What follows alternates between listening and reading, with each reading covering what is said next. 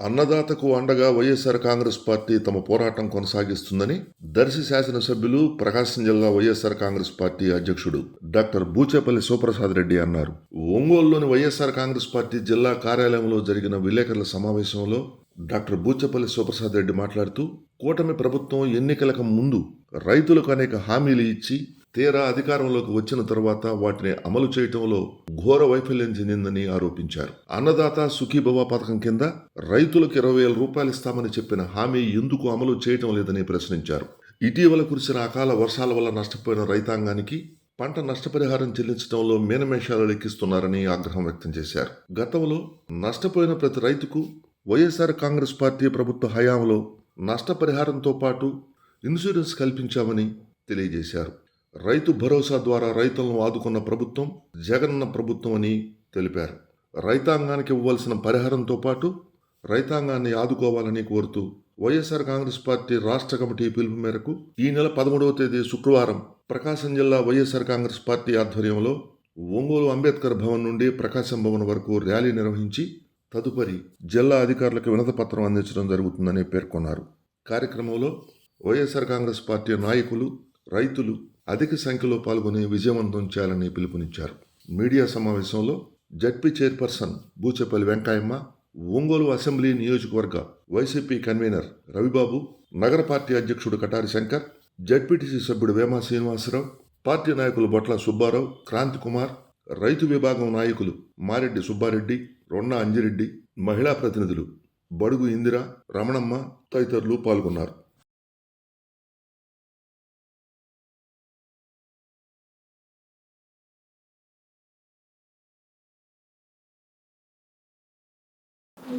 ఈరోజు ఈనాటి ఈ ప్రెస్ మీటింగ్లో ముఖ్యంగా అన్నదాతకు అండగా వైఎస్ఆర్సీపీ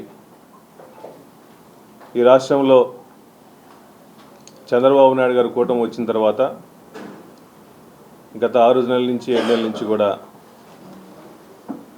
చంద్రబాబు నాయుడు గారు పూర్తిగా రైతులను కానీ పేద ప్రజలు కానీ పూర్తిగా పట్టించుకోకుండా ఈ రాష్ట్రం ఏమైపోయినా పర్లేదు, నేను బాగుంటే సరిపోద్దని చెప్పేసి ఎలక్షన్ల ముందు ఇచ్చిన హామీల్లో ముఖ్యంగా ఈ సూపర్ 6 హామీల్లో ముఖ్యంగా రైతుల కోసం అండగా ఉంటామని చెప్పేసి అన్నదాత సుఖీభవ అని చెప్పేసి 20,000 రూపాయలు ఇస్తామని చెప్పి ప్రతి సంవత్సరం కలబోలు మాటలు చెప్పేసి రైతులందరినీ దగా చేసి మోసం చేసి మోసపూర్తి మాటలు చెప్పేసి ఎలక్షన్ల ముందు ఓట్లు వేయించుకొని ఎలక్షన్లు అయిన తర్వాత పూర్తిగా రైతులను పక్కన పడేసి రైతుల సాయం పట్టించుకోకుండా ఎన్నో రకాలుగా ఇబ్బంది పెడుతున్నారు.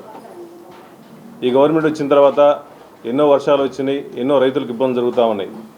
మొన్న 2 నెలల క్రితం వర్షాలు వచ్చినప్పుడు ఎంతోమంది రైతులు పంట నష్టం జరిగినప్పుడు ఈ పంట నష్టపరిహారం కూడా ఇవ్వాలి.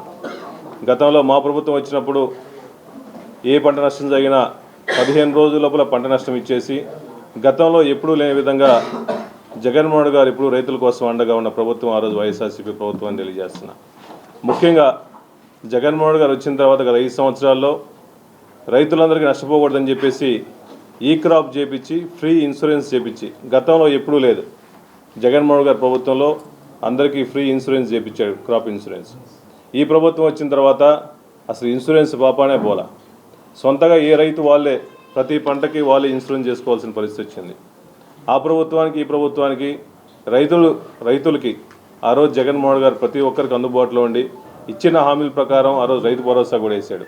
కానీ ఇప్పుడు 7 నెలలైన అన్ని ఖరీఫ్ సీజన్లు, రబీ సీజన్లు అయిన తర్వాత కూడా ఇప్పటికీ పట్టించుకోవట్లేదంటే ఎంత చిన్న చూపో రాష్ట్రంలో రైతుల పక్ష చంద్రబాబు నాయుడు గారికి వాళ్ళు కొట్టమని చెప్పి తెలియజేస్తున్నాం.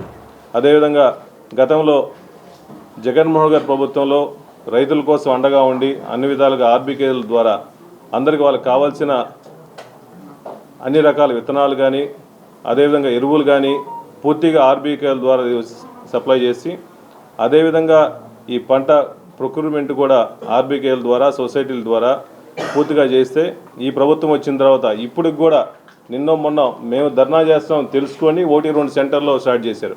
ఆ సెంటర్లో కూడా వాళ్ళు దళారులు పెట్టుకున్నారు కానీ సొసైటీల ద్వారా ఏం చేయట్లా. ఇప్పుడైనా అడిగితే ఒక్కో చోట 10 క్వింటాలు 20 క్వింటాలు తప్ప ఎక్కువ ప్రొక్యూర్మెంట్ చేయలేదు.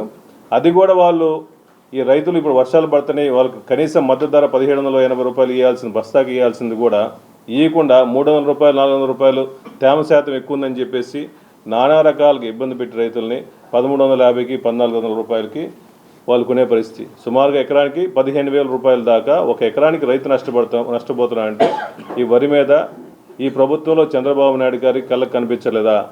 ఇంత విధంగా రైతులు ఇబ్బంది పడుతున్నారు, వాళ్ళని ఆదుకోవడం కోసం నీకు కొంచెం కూడా అనిపించలేదా?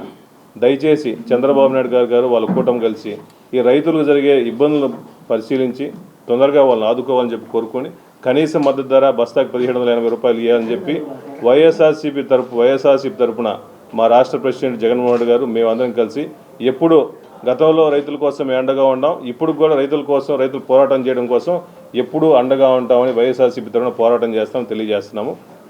రేపు 13వ తేదీ వైఎస్ఆర్సీపీ పార్టీ తరపున అంబేద్కర్ భవన్ నుంచి ర్యాలీగా వెళ్ళి ఈ రైతుల కోసం మేము అండగా ఉంటున్నామని చెప్పేసి రైతుల కోసం పోరాడుతున్నామని చెప్పి వినతి పత్రం ఇవ్వడం జరుగుతుంది. అందరూ వైఎస్ఆర్సీపీ నాయకులు రైతులు కూడా ఈ ప్రోగ్రాంకి వచ్చి జయప్రదం చేయవలసిందిగా కూర్చున్నాము. రేపు రైతుల గురించి మా జగన్మోహన్ రెడ్డి గారు నిన్న మేమందరం విజయవాడ పోయినప్పుడు జగన్మోహన్ రెడ్డి గారు రైతుల గురించి రేపు కార్యక్రమాన్ని గురించి కలెక్టర్ ఆఫీస్లో ఇవ్వమని చెప్పాడు.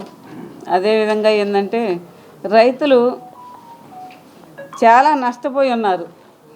గతంలో జగన్మోహన్ రెడ్డి గారు ముఖ్యమంత్రిగా ఉన్నప్పుడు రైతులకి సంవత్సరానికి 13,500 ఇచ్చేవాడు ప్రతి రైతులకి, ఇబ్బంది లేకుండా చేసేటప్పుడు. ఇప్పుడు రైతులకి చంద్రబాబు నాయుడు వచ్చిన తర్వాత సంవత్సరానికి 20,000 ఇస్తానన్నాడు. 20,000 రైతులకి అసలు రైతులకి ఈనేయలేదు. ఈరోజు మేము రైతులు ఒడ్లు తడిసిపోయి నానిపోయి ఎండలో నీళ్లు మొక్కలు మొలిసి అంతా చండాలంగా ఉంటే వాళ్ళకి గిట్టుబాటు ధరలే లేవు. రైతులకి అంత ఇబ్బంది పడతారు రైతులు ఉంటే ఇప్పటికి అసలు పట్టించుకొని ఈ ప్రభుత్వం మొక్కజొన్నలు కానీ పొగాకు కానీ ఏదైనా కానీ రైతులు బాగా నష్టపోతున్నారు. ఈ నష్టపోయే వాళ్ళకి మనకి చంద్రబాబు నాయుడు ఏమీ అసలు పట్టించుకోవట్లేదు. ఏంటంటే దయచేసి రైతుల్ని ఆదుకోవాలని చంద్రబాబు నాయుడు గారిని నేను కోరుకుంటున్నాను.